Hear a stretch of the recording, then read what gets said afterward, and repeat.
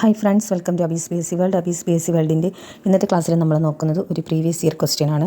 വരാനിരിക്കുന്ന lab assistant എക്സാമിന് വേണ്ടി നിങ്ങൾക്ക് ഈ ക്ലാസ് പ്രയോജനപ്പെടുത്താം. ഒന്നാമത്തെ ചോദ്യം, ഇന്ത്യയിലെ ഏറ്റവും ഉയരം കൂടിയ കൊടുമുടിയായ ഗോഡ്വിൻ ഓസ്റ്റിൻ ചുവടെ സൂചിപ്പിക്കുന്ന ഏത് പർവ്വത നിരയിലാണ്? ഇന്ത്യയിലെ ഏറ്റവും ഉയരം കൂടിയ കൊടുമുടിയാണ് ഗോഡ്വിൻ ഓസ്റ്റിൻ. അത് ഏത് പർവ്വത നിരയിലാണ് സ്ഥിതി ചെയ്യുന്നത്? ഇതാണ് ചോദ്യം. ആൻസർ കാരക്കോറമാണ്. കാരക്കോറം പർവ്വതനിരയിലാണ് ഗോഡ്വിൻ ഓസ്റ്റിൻ സ്ഥിതി ചെയ്യുന്നത്. ഇന്ത്യയിലെ ഏറ്റവും ഉയരം കൂടിയ കൊടുമുടിയാണ് ഗോഡ്വിൻ ഓസ്റ്റിൻ. അതെവിടെയാണ്? കാരക്കോറം പർവ്വതനിരയിലാണ്. രണ്ടാമത്തെ ചോദ്യം, ചുവടെ സൂചിപ്പിക്കുന്നവയിൽ സിന്ധു നദിയുടെ പോഷക നദി ഏതാണ്? ചുവടെ സൂചിപ്പിക്കുന്നതിൽ സിന്ധു നദിയുടെ പോഷക നദിയാണ് സത്ലജ്. സിന്ധു നദിയുടെ പോഷക നദിയാണ് സത്ലജ്. ചലം, ചിനാബ്, രവി, ബിയാസ്, സത്ലജ് 5 അതിൽ ഇവിടെ തന്നിരിക്കുന്ന ഓപ്ഷനിൽ സിന്ധു നദിയുടെ പോഷക നദി എന്ന് പറയുന്നത് സത്ലജാണ്. സത്ലജ്.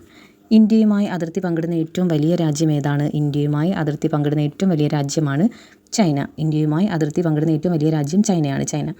ഇന്ത്യയിലെ ഏറ്റവും കൂടുതൽ കടൽ തീരമുള്ള സംസ്ഥാനം ഏതാണ്? ചുവടെ നൽകിയിട്ടുള്ളതിൽ ഇന്ത്യയിലെ ഏറ്റവും കൂടുതൽ കടൽ തീരമുള്ള സംസ്ഥാനം എന്ന് പറയുന്നത് ഗുജറാത്താണ്. ഗുജറാത്ത്. അപ്പം 4 ചോദ്യമാണ് നമ്മൾ ഈ ഒരു ഭാഗത്ത് പരിചയപ്പെട്ടത്. ഗോഡ്വിൻ ഓസ്റ്റിൻ കാരക്കോറം പർവ്വതനിരയിലാണ്. പിന്നീട് സിന്ധു നദിയുടെ ഒരു പോഷക നദി തന്നിട്ടുള്ളതിൽ നിന്ന് ഏതാണെന്ന് എടുത്തെഴുതുക. സത്ലജാണ്. ഇന്ത്യയുമായി അതിർത്തി പങ്കിടുന്ന ഏറ്റവും വലിയ രാജ്യം ചോദിച്ചാൽ ചൈനയും. ഇന്ത്യയിലെ ഏറ്റവും കൂടുതൽ കടൽ തീരമുള്ള സംസ്ഥാനം ഏതാണ്? ഗുജറാത്താണ്. 4 ക്വസ്റ്റ്യനും അതിൻ്റെ ആൻസറും ക്ലിയർ ആയി എന്ന് കരുതുന്നു. അടുത്ത ഭാഗത്തേക്ക് നമുക്ക് കടക്കാം. ബക്രാനങ്കൽ അണക്കെട്ട് ഏത് നദിയിലാണ് സ്ഥാപിച്ചിട്ടുള്ളത്? ബക്രാനങ്കൽ അണക്കെട്ട് ഏത് നദിയിലാണ് സ്ഥാപിച്ചിട്ടുള്ളത്? സത്ലജ് നദിയിലാണ് ബക്രാനങ്കൽ അണക്കെട്ട് സ്ഥാപിച്ചിട്ടുള്ളത്. സത്ലജ് നദിയെക്കുറിച്ച് നമ്മൾ 2 ചോദ്യങ്ങൾ പഠിച്ചു. സിന്ധു നദിയുടെ ഒരു പോഷക നദിയാണ് സത്ലജ്. ബക്രാനങ്കൽ അണക്കെട്ട് സത്ലജ് നദിയിലാണ്. കേരളത്തിൽ ഒരു വൃക്ഷത്തിൻ്റെ പേരിൽ അറിയപ്പെടുന്ന വന്യജീവി സംരക്ഷണ കേന്ദ്രം. കേരളത്തിൽ ഒരു വൃക്ഷത്തിൻ്റെ പേരിൽ അറിയപ്പെടുന്ന വന്യജീവി സംരക്ഷണ കേന്ദ്രം ചെന്തരണി വന്യജീവി സങ്കേതം. ചെന്തരണി വന്യജീവി സങ്കേതമാണ് കേരളത്തിലൊരു വൃക്ഷത്തിൻ്റെ പേരിൽ അറിയപ്പെടുന്ന വന്യജീവി സംരക്ഷണ കേന്ദ്രം. യക്ഷഗാനം എന്ന കലാരൂപത്തിന് പ്രചാരം സിദ്ധിച്ച ജില്ല. യക്ഷഗാനം കാസർഗോഡ് ജില്ലയുമായി ബന്ധപ്പെട്ടതാണ്. ബക്രാനങ്കൽ അണക്കെട്ട് സത്ലജ് നദിയിലും കേരളത്തിലെ ഒരു വൃക്ഷത്തിൻ്റെ പേരിൽ അറിയപ്പെടുന്ന വന്യജീവി സങ്കേതമാണ് ചെന്തരണി വന്യജീവി സങ്കേതം. യക്ഷഗാനം കാസർഗോഡ് ജില്ലയുമായി ബന്ധപ്പെട്ടിരിക്കുന്നു. ഇന്ത്യൻ നവോത്ഥാനത്തിൻ്റെ പിതാവ് എന്ന് വിശേഷിപ്പിക്കപ്പെടുന്നത് ആരെയാണ്? ഇന്ത്യൻ നവോത്ഥാനത്തിൻ്റെ പിതാവ് രാജാറാം മോഹൻ റോയ് ആണ്. ഇന്ത്യൻ നവോത്ഥാനത്തിൻ്റെ പിതാവ് രാജാറാം മോഹൻ റോയ്. നിസ്സഹകരണ സമരം നിർത്തിവെക്കാൻ ഗാന്ധിജിയെ പ്രേരിപ്പിച്ച സാഹചര്യം എന്തായിരുന്നു? നിസ്സഹകരണ സമരം നിർത്തിവെക്കാൻ ഗാന്ധിജിയെ പ്രേരിപ്പിച്ചത് ചൗരി ചൗര സംഭവമാണ്.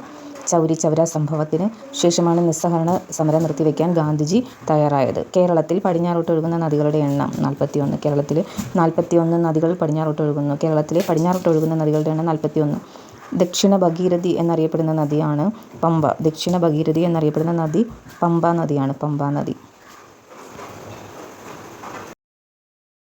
കുളച്ചൽ യുദ്ധത്തിൽ ഡച്ചുകാരെ പരാജയപ്പെടുത്തിയ തിരുവിതാംകൂർ ഭരണാധികാരി ആരായിരുന്നു? കുളച്ചൽ യുദ്ധത്തിൽ ഡച്ചുകാരെ പരാജയപ്പെടുത്തിയ തിരുവിതാംകൂർ ഭരണാധികാരിയാണ് മാർത്താണ്ഡവർമ്മ. മാർത്താണ്ഡവർമ്മയാണ് ഡച്ചുകാരെ പരാജയപ്പെടുത്തിയ തിരുവിതാംകൂർ ഭരണാധികാരി.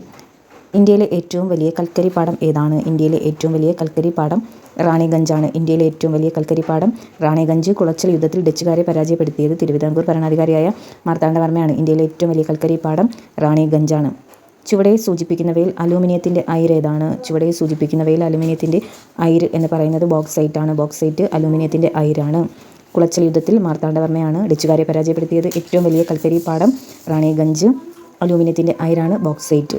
റാണിഗഞ്ച് ഏറ്റവും വലിയ കൽക്കരി പാടമാണ്. 1.25 കോടി മലയാളികൾ എന്ന ഗ്രന്ഥം രചിച്ചത് EMS ആണ്. 1.25 കോടി മലയാളികൾ എന്ന ഗ്രന്ഥം രചിച്ചത് EMS നമ്പൂതിരിപ്പാടാണ്. ഏലംകുളം മനക്കൽ ശങ്കരൻ നമ്പൂതിരിപ്പാട് എന്നാണ് EMSൻ്റെ യഥാർത്ഥ പേര്. ഭരണഘടനയുടെ ഏത് ഭാഗത്താണ് മൗലിക കർത്തവ്യങ്ങളെക്കുറിച്ച് പ്രതിപാദിക്കുന്നത്? ഭരണഘടനയുടെ ഏത് ഭാഗത്താണ് മൗലിക കർത്തവ്യങ്ങൾ? 4A 4A മൗലിക കർത്തവ്യങ്ങളെക്കുറിച്ചാണ് പറയുന്നത്. 1.25 കോടി മലയാളികൾ EMS നമ്പൂതിരിപ്പാട്. ഭരണഘടനയുടെ ഏത് ഭാഗമാണ് മൗലിക കർത്തവ്യങ്ങൾ? 4A ആണ്. 4A. ഇന്ത്യയിലെ ഏറ്റവും പരമോന്നതമായ നീതിപീഠം ഏതാണ്? ഇന്ത്യയിലെ പരമോന്നത നീതിപീഠം എന്നറിയപ്പെടുന്നത് സുപ്രീം കോടതി.